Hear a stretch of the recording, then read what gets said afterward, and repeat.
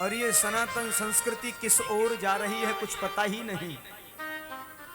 एक तो व्यासपीठ को लोगों ने बिल्कुल खिलौना समझ लिया, जिनको ज्ञान नहीं है वो भी, और जिनको थोड़ा बहुत ज्ञान है वो कुछ बोल नहीं पाते। हमारे धर्म को किस ओर ले जाया जा रहा है, हमारे परम इष्ट को लेकर के क्या क्या बोला जाता है।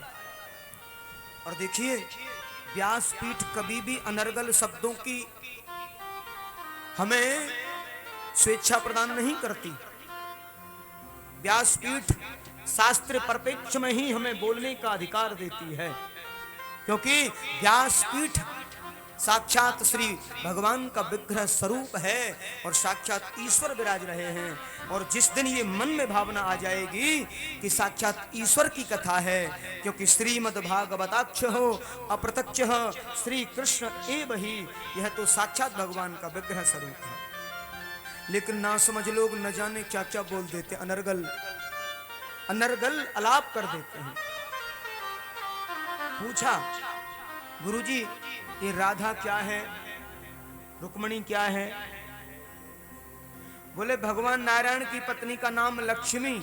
वही नारायण जब राम के रूप में आए तो लक्ष्मी जी सीता के रूप में आई, और वही सीता जी लक्ष्मी और लक्ष्मी जी रुक्मणी के रूप में आती हैं तो नारायण की पत्नी है। तो राम की पत्नी सीता और कृष्ण की पत्नी रुक्मणी, तो राधा क्या है? इसी पर हुआ था सब गड़बड़। अब यहां हमें समझना होगा, वेदांत दर्शन का ये नियम है, बड़े ध्यान से सुने कि तस्मात् द्वैधिर तस्मात् ज्योतिर्भवेद्विधा राधा माधव रूपकम। वेदांत दर्शन में ये श्लोक आया है, जिन्हें मालूम नहीं है वह वेदांत दर्शन पढ़े, वह वेदांत दर्शन पढ़े।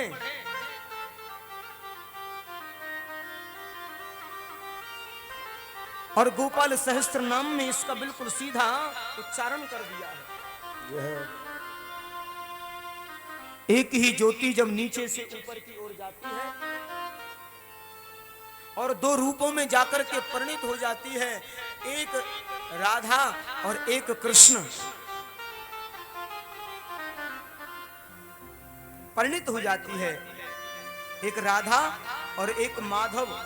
राधा ही कृष्ण है और कृष्ण ही राधा है, राधा माधव रूपकम। तो एक नार दो देही दोनों परम स्नेही, एक प्राण दो देही। राधा क्या है समझा आपने? राधा भगवान कृष्ण की अपनी आह्लादनी शक्ति का नाम है राधा। सांसारिक दृष्टि में